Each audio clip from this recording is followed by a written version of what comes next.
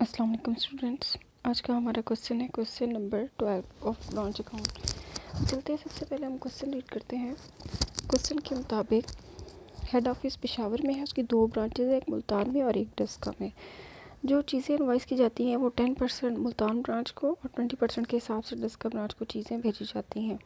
During the year invoices to the branch 44,000 for Multan branch and 60,000 for Daska branch including the item 44,000, यानी जो हमने Multan branch को चीज़ें भेजी हैं उसमें ऐसी चीज़ें जिनकी लागत थी 12,000 इनवाइस की गई हैं 13,200 की मुल्तान ब्रांच को, which should have been invoice, जिनको एक्चुअली भेजना था कहाँ, डस्का ब्रांच में। तो इसकी थोड़ी आपको करेक्शन करनी पड़ेगी। जो सामान गलती से मुल्तान ब्रांच भेजा है वहाँ से रिटर्न करके इसमें से लेस करके उसको आपने एक्चुअली जिस ब्रांच के अंदर भेजा उसकी कीमत के अंदर शामिल करना होगा।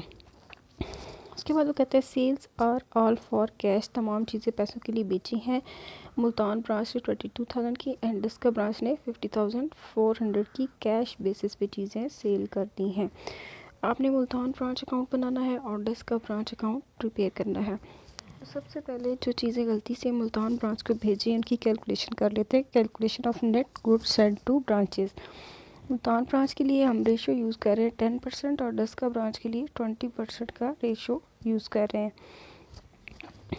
इनवाइसेस 44,000 की मुल्तान ब्रांच को भेजी थी, जो कि गलती से इसके अंदर 13,200 की ऐसी चीज़ें शामिल है जो कि हमने डस्का ब्रांच को भेजनी थी।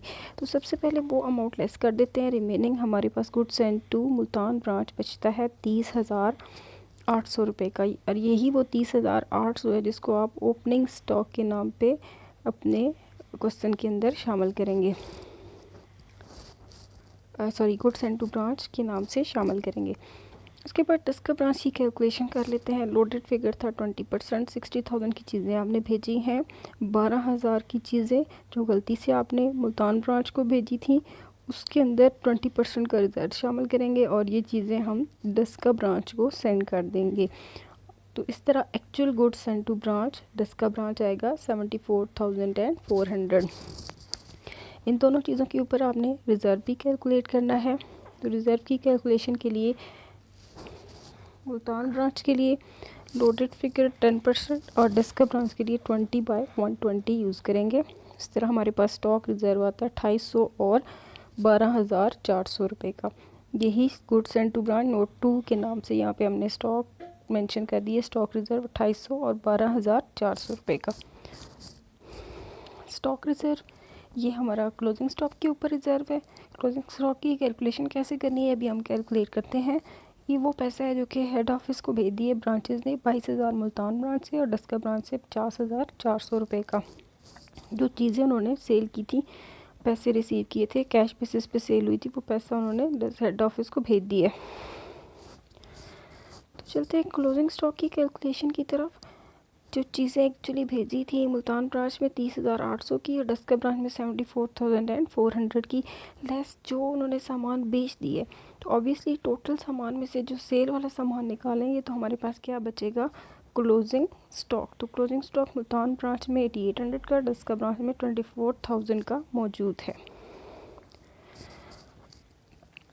ये हमारा क्लोजिंग स्टॉक आ जाएगा 8800 और 24,000। इन दोनों के ऊपर आपने रिज़र्व कैलकुलेट करना है। 10/110 के लिए मुल्तान ब्रांच और डस्का ब्रांच के लिए 20/120 कैलकुलेट करेंगे।